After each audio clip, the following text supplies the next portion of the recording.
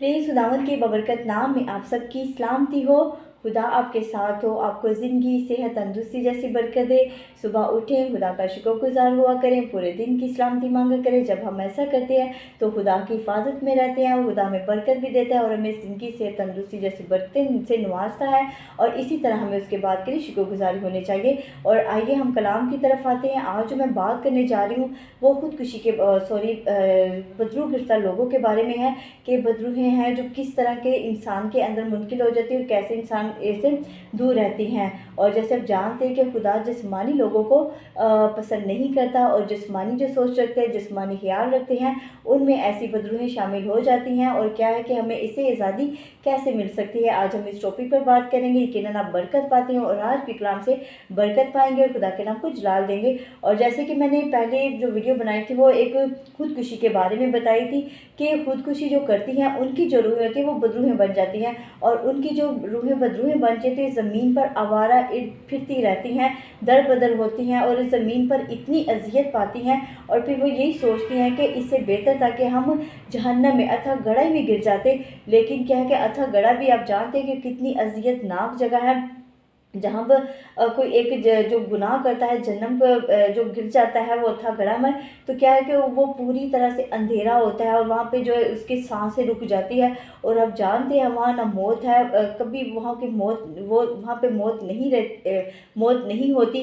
तो जिसकी वजह से वो क्या है कि वो अजियत ही अजियत पाता है। और इसी तरह हम देखते हैं कि वो जो बदरूहें होती है वो ज़मीन पर आवारा इर्द गिर्द फिरती रहती है, भटकती रहती हैं। और वो ऐसे इंसान के अंदर मुंतकिल हो जाती है जो जिस्मानी सोच रखता हो, ज़हन रखता हो और उस पर मुंतकिल हो जाती है। और वो फिर क्या है कि वो इंसान बुजुर्ग गिरफ्तार हो जाता है और वो भी बड़ा परेशान हो जाता है। और जब मर्जी उसको क्या है कि दौरे पड़ जाते हैं और उसकी पूरी फैमिली परेशान हो जाती है कि इससे हम आज़ादी कैसे पाएंगे। और इससे यही है कि जो लोग खुदकुशी करते हैं, मैं ख़ास तौर पर यही कहूँगी कि जो जानते हैं कि वो जहन्नम में गिरते हैं, तो जो ऐसे लोग मायूस हो जाते हैं अपनी लाइफ से। और मैं यही कहूँगी कि उनको मायूस ना होने दें। अगर आप जो भी मैसेज को सुनते हैं उनको ज़रूर बताया करो कि खुदकुशी करने वाला जहन्नम में गिरता है और हमें ऐसी अज़ियत से बचना है। खुदा के जैसे कलाम में लिखा है कि जो मुझ में ताकत बख्शता है उसमें मैं सब कुछ कर सकता हूँ। और यकीनन जब खुदा ने हमें ताकत दी हम सब कुछ भी कर सकते हैं। और हमें खुदा ने हर चीज़ का एक तोड़ा दिया होता है और हमें इसको इस्तेमाल में भी लाना चाहिए। और दूसरी बात यह है कि बहुत से लोग मायूस हो जाते हैं, मायूसी में क्या है खुदकुशी कर लेते हैं। और जब उनकी रूहें होती हैं, जब अब देखिए कि एक बदन है, अगर उस बदन को एक इंसान है उसके उस इंसान को अगर समुद्र में गिरा दिया जाए तो क्या है कि उसका पूरा का पूरा जो बदन है वो समुद्र में गिरफ्त में आ जाता है, उसकी लपेट में आ जाता है। तो वो जितनी गहराई में जाएगा उसकी शरानें फट जाती हैं, इतनी अजियत पाता है। और इसी तरह हम देखते हैं कि इसी तरह की अजियत वो बदरूहें भी पाती हैं, रूहें भी पाती हैं जो इधर उधर आवारा फिरती हैं।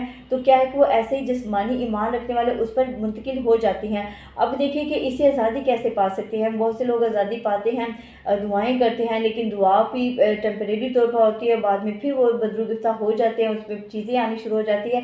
अब देखिए कि एक फैमिली को चाहिए कि जो फैमिली है उसमें अगर उनका एक घर का मेम्बर है जो बदरुगता हो चुका है, तो क्या है कि उसी के लिए दुआ करें। उसके लिए 3 दिन का तो नहीं, मैं कहूँगी 3 दिन मुसलसल रोज़े रखे पूरी फैमिली। और फिर एक ऐसे आदम को बुलाएं जो रूह में हो और उसके लिए दुआ करें, तो वो बदरूहें भाग जाएंगी। और आप देखिए कि अगर आप बदरूहों के लिए नरमी से पेश आएंगे, कहेंगे ए बदरू मेहरबानी से इस बदन को छोड़ दे, तो क्या है बदरूहें तो बिल्कुल नहीं छोड़ेंगी। वो तो बड़ा खुश होगी कि ये तो मेरे बड़े ताबेदार हैं, मेरी तो बड़ी इज्जत यहाँ पे हो रही है।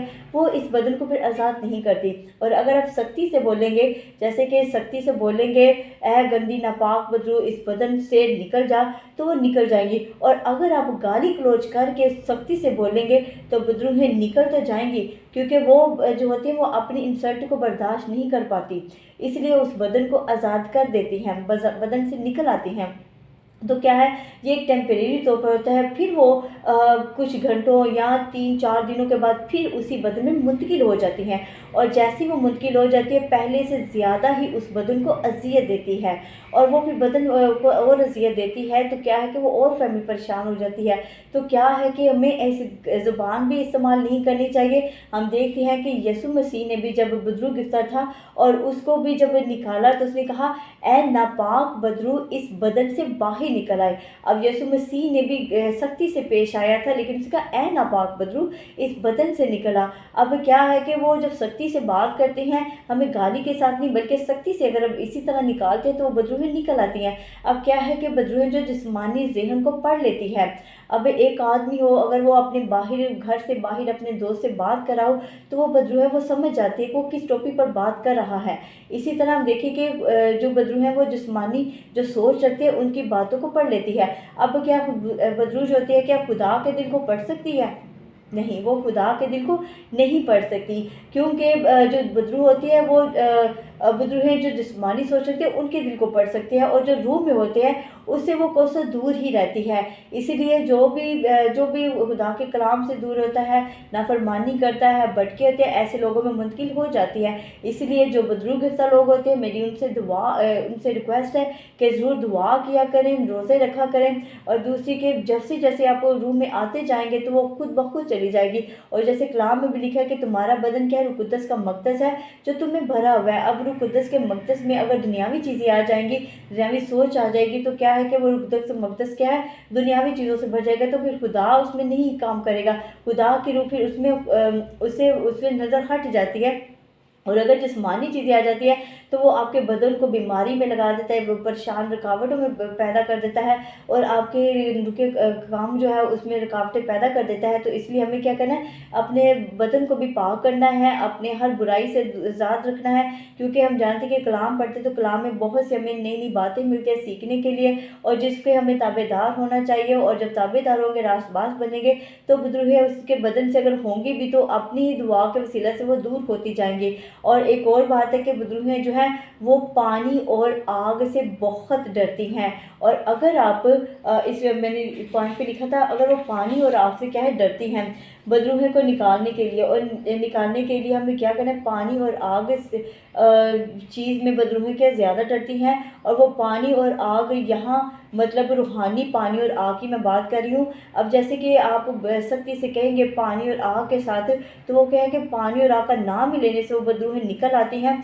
तो वो क्योंकि वो इस चीज़ से डरती हैं, और हमें इस चीज़ के बारे में भी जानना चाहिए, क्योंकि जो लोग दुआएं करते हैं उनको इस चीज़ का भी बारे में पता होना चाहिए। और पहले तो ये कि बदरू जो होती है उसके लिए पहले अपने पूरी फैमिली रोज़ा रखे अपने ख़ानदान के लिए, और अगर आपने कोई तौबा नहीं की, तौबा करें जिसकी वजह से आपके ज़िंदगी में रुकावटों में परेशानियाँ आ जाती हैं, और पूरी तरह से खुदा के कलाम के साथ ताबेदार हो जाए, ताकि जो बदरू हैं वो आपके घर से चले जाएं। क्योंकि बदरू होते हैं जिस्मानी लोगों की सोचों को पढ़ लेती हैं, और उनके जहनों को भी सुन लेती हैं कि वो किस टॉपिक पे बात कर रही हैं। तो हमें इससे आज़ादी देने के लिए क्या है, हमें पूरी तरह रूहानियत में आना है। जब रूह में आ जाएंगे तो बदरू खुद ब खुद आपसे चले जाएंगे। सो आज के कलाम के लिए खुदा मुझे और आपको बरकत दे। आमीन।